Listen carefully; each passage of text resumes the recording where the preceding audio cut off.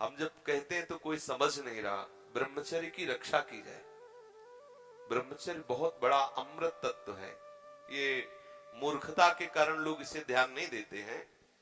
एक ने तो कहा कि संसार में भी यही सुख है, तुम भी उसमें भी कह रहे हो कि ऐसा। हम भाई तुम्हें सुखी करने के लिए कह रहे, दुखी करने के लिए तो नहीं कह रहे ना। हम तुम्हारे दुश्मन नहीं है, तुम्हारे मित्र हैं। तुम्हारा मन तुम्हें गलत रास्ता दे सकता है, लेकिन हम तुम्हें गलत रास्ता नहीं दे रहे। तुम सदगृहस्थ हो तो संयम से चलो। सदगृहस्थी में भी एक से आप सोचो, आप रात दिन पशुता का व्यवहार करके मलिन मन के द्वारा शांति प्राप्त करना चाहते हो, आनंद की अनुभूति करना चाहते हो, कैसे हो सकता है? आप जब बीमार हो, आज नहीं, आज तुम्हारी यौवन अवस्था तुम्हें समझ में नहीं आ रहा, लेकिन ये तुम्हारी आदत तुमको कल कहां पहुंचा देगी तुम्हें पता नहीं। जब पहुंच जाओगे तब कोई रास्ता नहीं।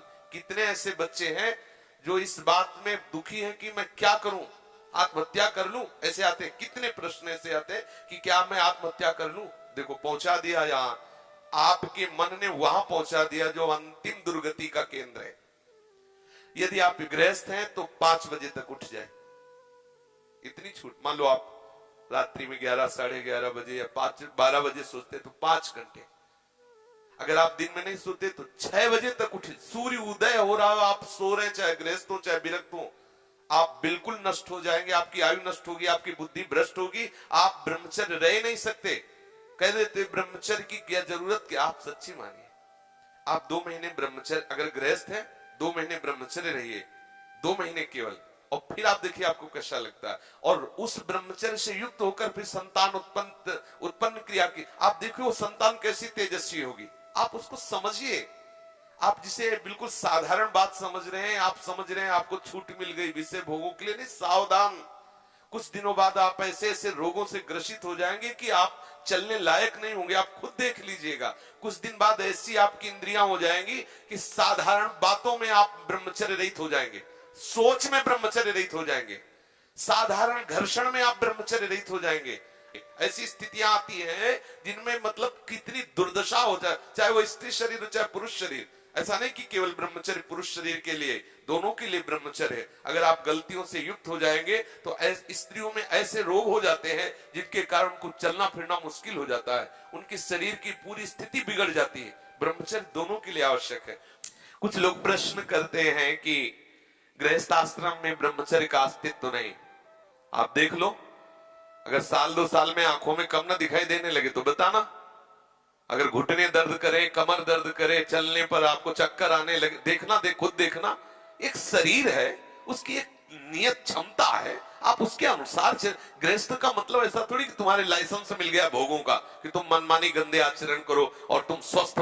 शरीर है तुम्हारा, कोई सोने चांदी का थोड़ी बना है। सोने चांदी का भी घिसोगे तो पतला जाएगा, वहां नष्ट हो जाएगा। भाई किसी भी चीज को इसका एक संयम है। देखो हमने पढ़ा है, शास्त्रों में भी पढ़ा है, जब भगवान गरुड़ जी की उत्पत्ति करने का संकल्प हुआ ना कश्यप जी को, तो 10,000 वर्ष तक ब्रह्मचर्य रहे। और फिर जब माता विंता के गर्भ में आधान किया तो अरुण और गरुड़ जैसे महापुरुष पैदा हुए।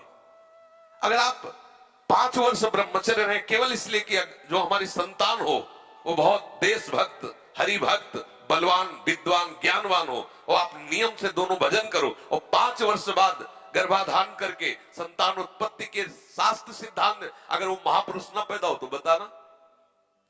अब ये खान पान ठीक नहीं, आचरण ठीक नहीं, पवित्र नहीं हो, एक किसान भी खेती को सुरक्षित और तैयार करता है तो उसमें अच्छी फसल होती है। तुमने ब्रह्मचर्य को जाना ही नहीं, इधर उधर से हर तरह से भ्रष्ट आचरण, अब संतान कैसे हुई? अब देखो हंसी मजाक की बात है, हम देखा गोदी में चश्मा लगा है, भगवान गोदी में है, शुगर है 500। अब बोलो इनको जवानी आएगी कभी? क्या हुआ? ये गलतियां हो गई, संयम बर्ताव नहीं किया गया, वीर में वो सामर्थ्य नहीं रही कि संतान को तेजस्वी ओजस्वी बना सके। अब इन बातों को कहा जाता है गुप्त रखो, गुप्त मरो। भाई आप जिसे कह रहे हैं सब कहने सुन तो देख लो, आगे तुम्हारे आ जाएगा। अगर उठने में तुम्हें तकलीफ ना होने लगे कहना, अगर बादाम ज्यादा खाओगे तो लीवर खराब हो जाएगा। देख कुछ दिन बाद देख लेना। ये जो लोग कहते हैं ना कि अरे बाबा लोग सब कहते हैं, देख लेना तुम्हारे पुरखा पानी पा जाएंगे।